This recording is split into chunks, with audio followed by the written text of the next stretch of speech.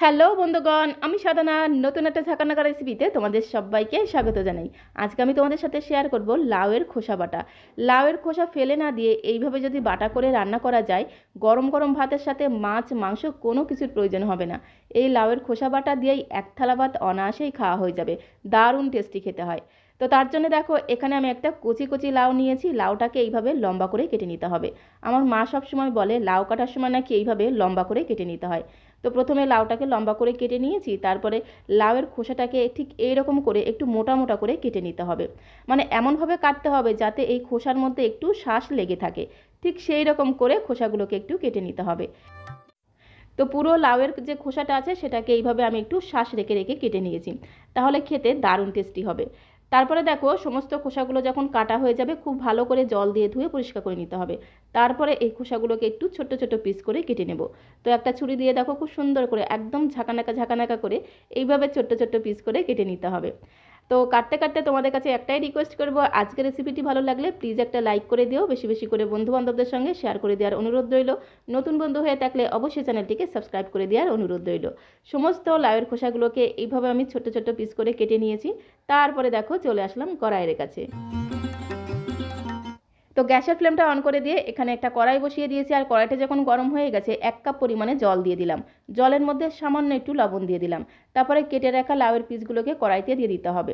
এবার একটা খুন্তি দিয়ে খুব ভালো করে নেড়েচেড়ে লবণ জলের সাথে লাউয়ের খোসাটাকে মিশিয়ে নিতে হবে। জলের পরিমাণটা একদমই অল্প পরিমাণে দিতে হবে, মানে জলটা এমনভাবে দিতে হবে যাতে লাউয়ের খোসার সাথে জলটা শুকিয়ে যায়, অথচ লাউয়ের খোসাটাও মোটামুটি সেদ্ধ হয়ে যায়।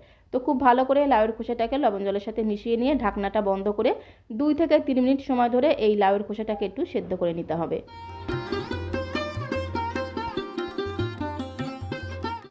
তো দেখো, এখন আমি তোমাদের 2 থেকে 3 মিনিট পরে ঢাকনাটা খুলে দেখাচ্ছি। লাউয়ের খোসাটা দেখো মোটামুটি একটু সেদ্ধ হয়ে গেছে। এরকম একটু হালকা মতো একটু নরম হলেই হবে। আর যে জলটা দিয়েছিলাম সেই জলটা দেখো লাউয়ের খোসার মধ্যে খুব সুন্দরভাবে শুকিয়ে গেছে। তো লাউয়ের খোসাটাকে মোটামুটি একটু সেদ্ধ করে নিয়েছি, এখন একটি প্লেটের মধ্যে নামিয়ে নেব। তারপরে লাউয়ের খোসাটাকে খুব ভালো করে ঠান্ডা করে নিতে হবে। খুব ভালো করে ঠান্ডা করে নিয়ে তারপরে লাউয়ের খোসাটাকে বেটে নেব।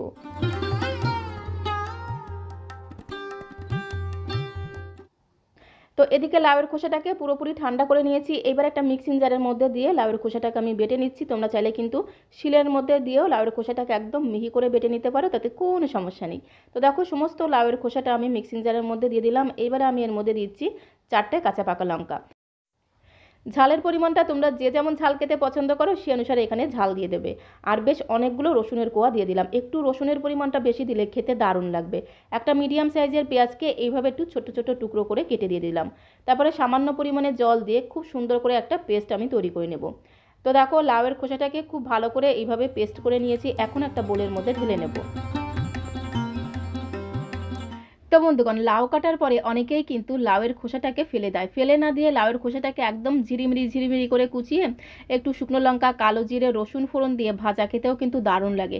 গরম গরম ভাত, রুটি সব কিছুর সঙ্গে লাউয়ের খোসা ভাজা খেতে অসাধারণ টেস্টি লাগে। তো এখানে দেখো, লাউয়ের খোসাটাকে খুব ভালো করে বেটে নিয়েছি।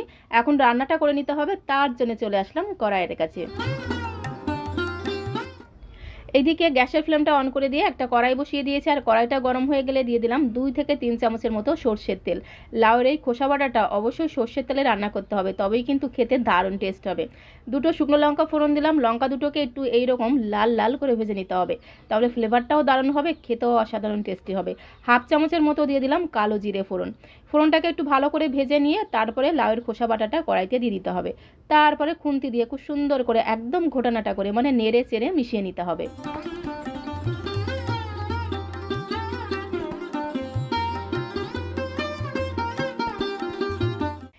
তো দেখো, লাউয়ের খোসা বাটাটা দিয়ে খুব ভালো করে একদম ঘোটানাটা করে মিশিয়ে নিয়েছি। এখন আমি এর মধ্যে দেবো স্বাদ মতো লবণ। লাউয়ের খোসা যখন সেদ্ধ করি তখন সামান্য একটু লবণ দিয়েছিলাম, সেই কথা মাথায় রেখে এখানে আমি সামান্য পরিমাণে একটু লবণ দিয়ে দিলাম, আর পরিমাণ মতো দিয়ে দিলাম হলুদের গুঁড়ো। লবণ আর হলুদ গুঁড়ো দিয়ে আবারও খুব ভালো করে নেড়েচেড়ে মিশিয়ে নিতে হবে। আর এই সময় গ্যাসের ফ্লেমটা মিডিয়ামে রাখতে হবে। গ্যাসের ফ্লেমটা মিডিয়ামে রেখে কন্টিনিউ নেড়েচেড়ে লাউয়ের এই খোসা বাটাটাকে রান্না করে নিতে হবে, যতক্ষণ না এর মধ্যে যে একটা জলীয় ভাব আছে সেই জলীয় ভাবটা শুকিয়ে যাচ্ছে। তো দেখো খোসা বাটাটা বেশ অনেকটাই শুকিয়ে গেছে আর কড়াইতে বেশ একটু লেগে লেগে আসছে। এই সময় আমি এর মধ্যে দেবো স্বাদ মতো চিনি। একটু চিনি কিন্তু অবশ্যই দিতে হবে, তাহলে স্বাদের ব্যালেন্সটা ঠিকঠাক থাকবে, খেতেও কিন্তু দারুণ লাগবে। তো স্বাদ মতো একটু চিনি দিয়ে আবারও খুব ভালো করে নেড়েচেড়ে আরও কিছু সময় রান্না করে নেব। লাউয়ের এই খোসা বাটাটা একটু শুকনো শুকনো করে রান্না করে নিতে হবে, তাহলে খেতে কিন্তু দারুণ লাগবে। তো দেখো বেশ অনেকটাই কিন্তু শুকিয়ে গেছে, লাউয়ের খোসা বাটাটা প্রায় হয়ে গেছে। সবশেষে আমি এর মধ্যে দেবো 1 চামচ সর্ষের তেল। 1 চামচ কাঁচা সর্ষের তেল দেবো, তাহলে ফ্লেভারটা কিন্তু দারুণ হবে। আর বেশ কিছুটা দিয়ে দেবো ধনেপাতা কুচি। ধনেপাতা কুচি একটু বেশি করে দেবো, তাহলে খেতে দারুণ লাগবে। তো বেশ অনেকটা পরিমাণে ধনেপাতা কুচি দিয়ে আবারও খুব ভালো করে নেড়েচেড়ে মিশিয়ে নেব। মিনিট খানেক একটু নেড়েচেড়ে মিশিয়ে নিয়ে তারপর একটি প্লেটের মধ্যে আমি সার্ভ করে দেবো। তো বন্ধুগণ, লাউ কাটার পরে লাউয়ের খোসাটাকে অনেকেই ফেলে দেয়। এখন থেকে আর ফেলে না দিয়ে এইভাবে একবার লাউয়ের খোসা বাটা খেয়ে দেখবে, খেতে জাস্ট অসাধারণ টেস্টি লাগে। গরম গরম ভাতের সাথে আর কিচ্ছু লাগবে না, মনে হবে যেন এটা দিয়েই সমস্ত ভাতটা খেয়ে নিই। তো দেখো লাউয়ের খোসা বাটাটা একদমই রেডি হয়ে গেছে। এখন একটি প্লেটের মধ্যে আমি সার্ভ করে দেবো।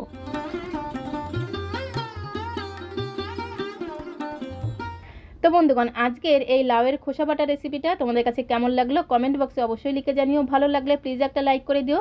বেশি বেশি করে বন্ধুবান্ধবদের সঙ্গে শেয়ার করে দেওয়ার অনুরোধ রইল। নতুন বন্ধু হয়ে থাকলে অবশ্যই চ্যানেলটিকে সাবস্ক্রাইব করে দেওয়ার অনুরোধ রইল। পাশে থাকা বেল বাটনটি অবশ্যই প্রেস করে রেখো, যাতে যখন এরকম সুন্দর সুন্দর নতুন নতুন রেসিপি আপলোড করব সঙ্গে সঙ্গে নোটিফিকেশন আগে তোমার কাছে পৌঁছে যায়। উপর দিয়ে 1 চামচ কাঁচা সর্ষের তেল ছড়িয়ে দিলাম, ফ্লেভারটা দারুণ হবে। বেশ কিছুটা কাঁচা পাকা লঙ্কা দিয়ে সাজিয়ে দিলাম, দেখতে ভীষণ সুন্দর লাগে। তো আজকের মতো এই পর্যন্ত, সবাইকে অসংখ্য ধন্যবাদ।